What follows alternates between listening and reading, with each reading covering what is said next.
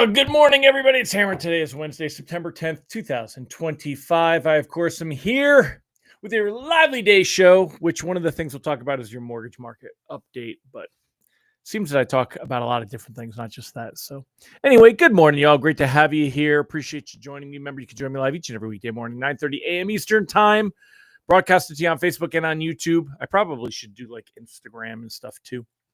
If you're here this morning, say good morning, like my friends Mike Brown and Julie Lawrence, also Michael Love. Good morning. Great to have all of you here.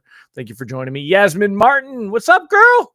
Great to see you. Hope all is well in your world. If you're watching the replay, don't forget, give me a hashtag replay in the comments. Let me know that you were here. It helps me separate the real people from the numbers that I get. So also, if you would like to be reminded that I'm going live, send out a quick text message just to kind of remind you and let you click to the links easy and early. Also, I like to sell this information. I sell it. It's how I make a living. No, I'm kidding. We don't sell your information. You can sign up. It's no big deal. hmmr.io/reminder. Or use this cool QR code. If you're on your phone right now, take a screenshot, go to your photos. The QR code will still work. Isn't that awesome? I think that's awesome. If you don't think that's awesome, then you just don't understand the wonders of philosophy. So today we're going to be talking about cooking with fire. You can cook with fire, but you can't fire cook. We're going to talk about that lovely situation. Wholesale deflation. Mind blown. Deflation. Not disinflation. Deflation. The first negative reading we've seen in quite a while, and it comes on the eve of a plus 0.9 reading from last month. This is a big deal. We're going to talk about it.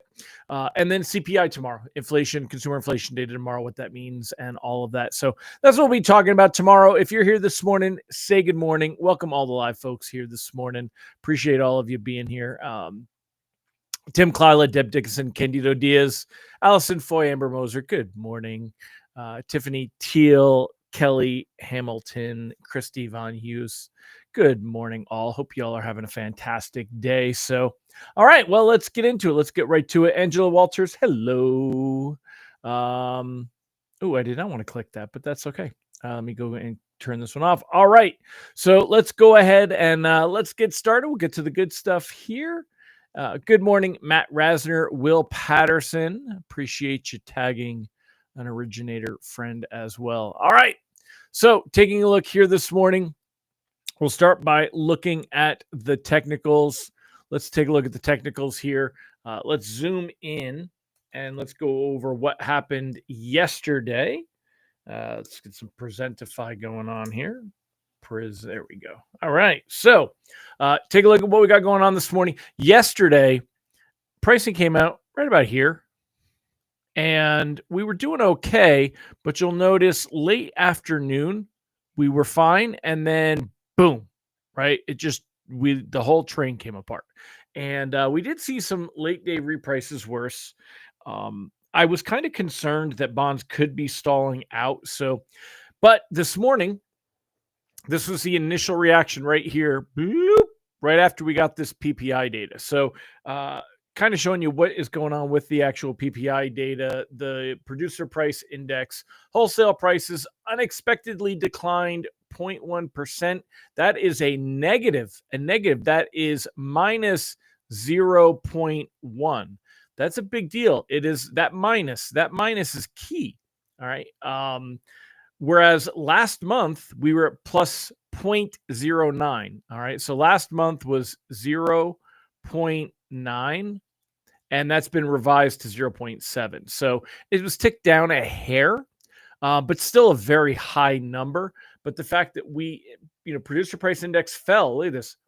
That means right here, Wholesale prices surprisingly fell in August, providing breathing room for the Fed Reserve to approve an interest rate cut at its meeting this month. This is supports the idea that the Fed could go ahead and cut rates. But again, the wholesale inflation stuff generally a much lower on the rung of actually being looked at. So don't give it too much credit. Tomorrow's CPI data going to be much more important than today's PPI number. But the PPI number last time around, I think it was right around August 13th. Let's take a look here. So I should be right about, yep, August 14th. So this one right here, this red candlestick, that big drop after ticking up a day, and then boom. And then for a couple of days after, you see that we actually lost ground. This was the producer price index the last time around. So the fact that, and here it is right here, this one here. So the fact that we saw an improvement today is good. But taking a look here, you could see, again, up, a little bit of correction, up. We're starting to tip down.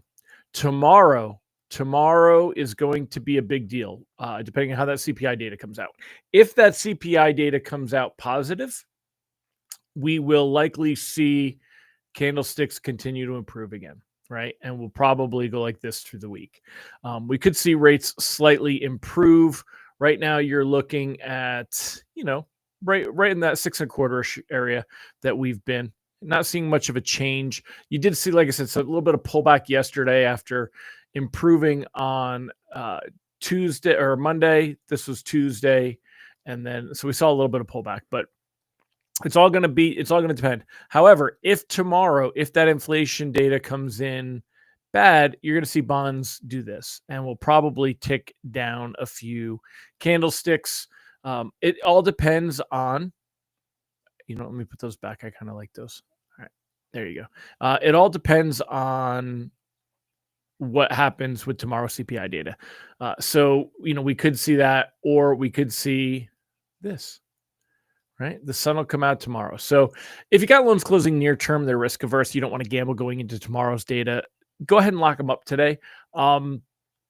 We cautiously floated yesterday, but I did point out that we were hitting, as far as the technicals went, we were basically hitting that ceiling and we were starting to fall back down. So it showed signs that after improving, the bonds were kind of stalling. Next week, a week from today, exactly, we're going to get the Fed meeting. So loans that close 15 to 30 plus days out, I would be floating those. So let's go ahead and let me put this lock advice on there. Less than, hold on a second. I gotta undo this because it won't let me type. Here we go. All right. Less than 15 days, consider locking for protection unless gambling into tomorrow's CPI, but float the rest. All right, let me put this up there. Save. And here you go. So Mike said someone has to let the supermarkets know wholesale prices declined. Yeah, exactly. I know, right? Sometimes you just laugh where they come up with this data. So as far as all this goes, again, when it comes to the actual lock advice there, we're in a good spot. Take a look at the 10-year treasury yield. Same thing. Yesterday, we ended 4.09. Day before, we were at 4.04. Right now, we're at 4.06, which is lovely, right? We're at 4.0. No, I didn't want text. Oh, that's cool. I can do text, though. I just didn't. There we go. All right. So 4.06. But again, is it going to break through? Are we going to see this fall into the threes? In order to see it fall into the threes, we'd have to have a similar disappointing scenario there. So that's what we got going on with that. As far as reprice risk on the day, it is moderate. Right now, we're up 12 basis points. Bonds are kind of doing well. You can see it right here.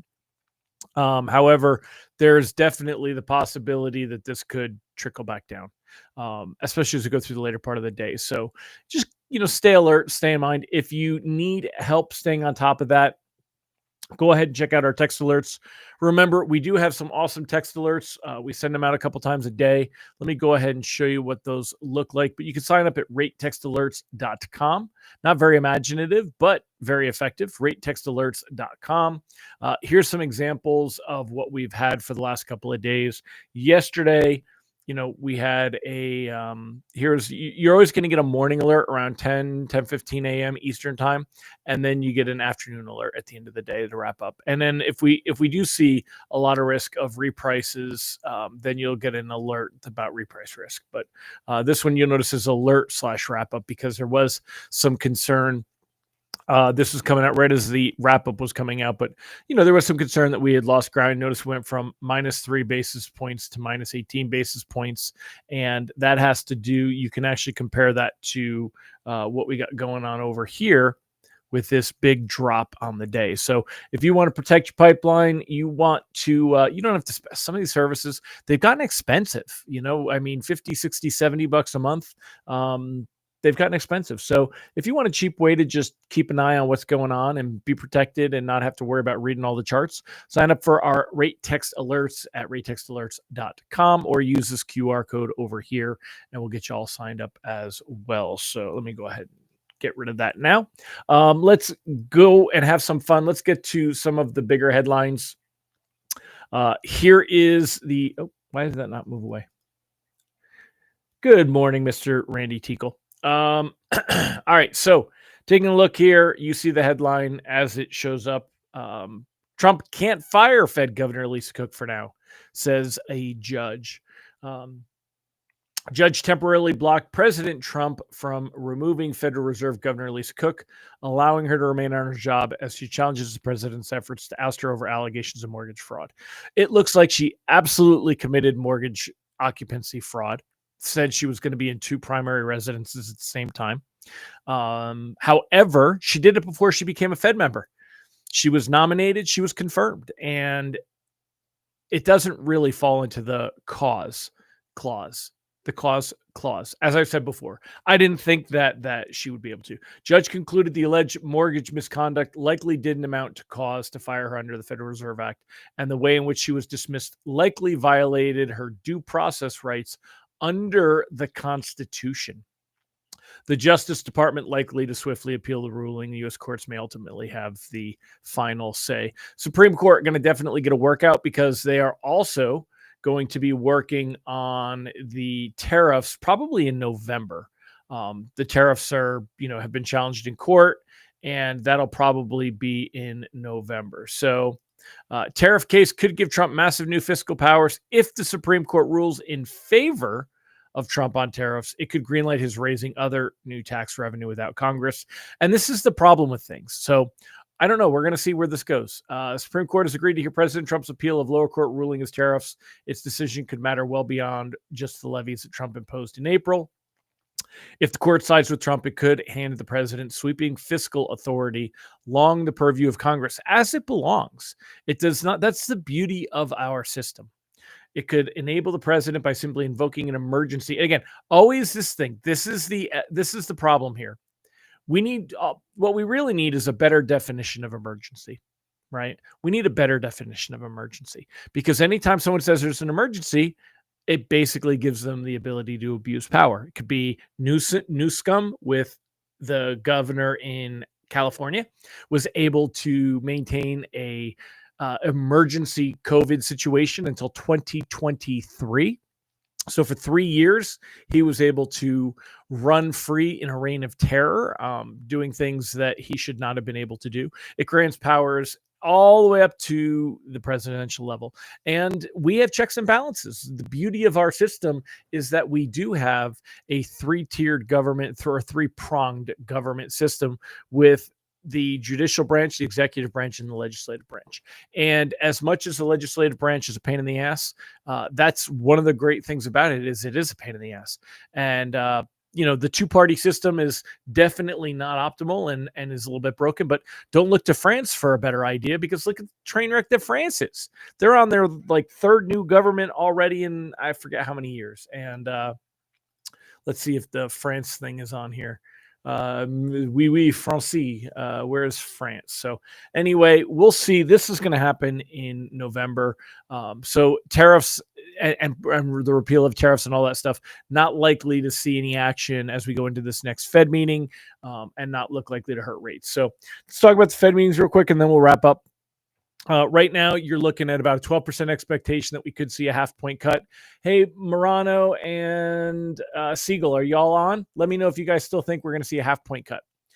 We did get extremely weak jobs data last week, but not weak enough to see that big cut. I think we're going to see a quarter-point cut. Markets are currently pricing in the idea that we will see 0.75 of a point by the end of the year, probably in the way of 3 quarter-point rate cuts.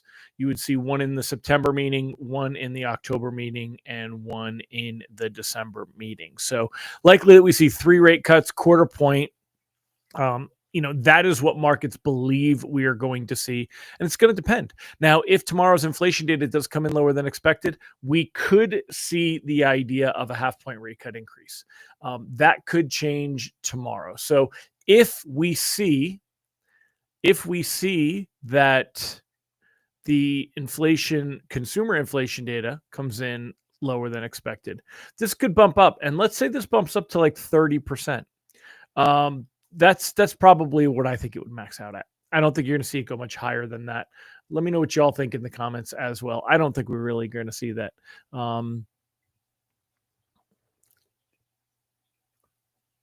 Julie said she thinks a half point. She's an optimist by heart. It's possible, but remember something, Julie. When we saw that half point move last September, I love showing the charts. Let's go over. I am not Logan Mashami and the chart daddy. He is the chart daddy, trademarked. But when we take a look here, look at where we were in September, and we got that half point cut, and a couple months later, we were all the way back up here over 7. So, be careful what you wish for. It's not necessarily going to solve anything wonderful. I think a quarter point cut would be absolutely fine. I think we could see rates on their own start to work their way into the 5s. Right now, again, we're around 6.25. Some weak economic data, some more labor market weakness. We'll see this push down into the 5s, but right now we're definitely in some of the best rates that we've seen in a while. Don't hold off looking for better rates because they might not come. So don't get yourself too worked up that we're going to definitely see better rates. One answer helps rates to drop. The answer of what's expected later in the year and later next year. So it's not the expectation of, personally, I mean, if we saw a half point cut, you will see some improvement to rate sheets, but not a lot. More importantly, it's going to be what Powell has to say in the press conference. And if it sounds like they're being dovish. Also, Waller is going to vote for a cut. That Bowman's going to vote for a cut. Depending on if anybody was looking for a half point cut. Forgive me. Sorry, didn't want to sneeze. If anyone's looking for a half point cut, that would be a big deal. That'll be in the minutes. We'll hear about that a month from now. So you won't get that immediately, but it's all going to be on the press conference next week. So let's start off with tomorrow's CPI data, though. Again, it's on the bottom. I would be, looking at locking up some loans that are closing near term, unless you're really looking to gamble into tomorrow's CPI data. If the CPI data does come in better than expected, how does that play out? Well, you could take a look here. What is this? Red 101.27, 101.20, and right now we're at 101.19. If the CPI data were to improve tomorrow, you could see the 10-year break 4. I think we could see the 10-year break 4 if the CPI data were to come in cooler than expected tomorrow. And we could see mortgage-backed securities push up to the best levels that we've seen in this rally. So right now, the best level is 101.28, and we could see them push higher. Like I said, if the CPI data comes in better than expected tomorrow, that could push us better. But that means rate sheets, you're going to see better pricing. You're not going to see rates themselves drop. We're certainly not going to all of a sudden shoot down into the 5s or anything crazy. So that's what we got going on, my friends. Hope that helps you all. I don't know if we did miss Raw National Day. Today is National TV Dinner Day. You've never had one? Mike Brown says today is National TV Dinner Day. Who's had a TV dinner? Mike Morano said unemployment, inflation, Steve Marion's vote, Steve Moran. Since all that didn't net out, you're back to a quarter. Yeah. I got you. Thank you for for piping in on that. Hi, Millie girl. All right. Millie wants to come in. I'm going to let her in. Hope you all have a fantastic day. Jump on tomorrow. We'll talk about what happened with the CPI data, where we're at, and see if I'm right. So, all right, y'all. See you tomorrow. Take care, everybody. Bye-bye.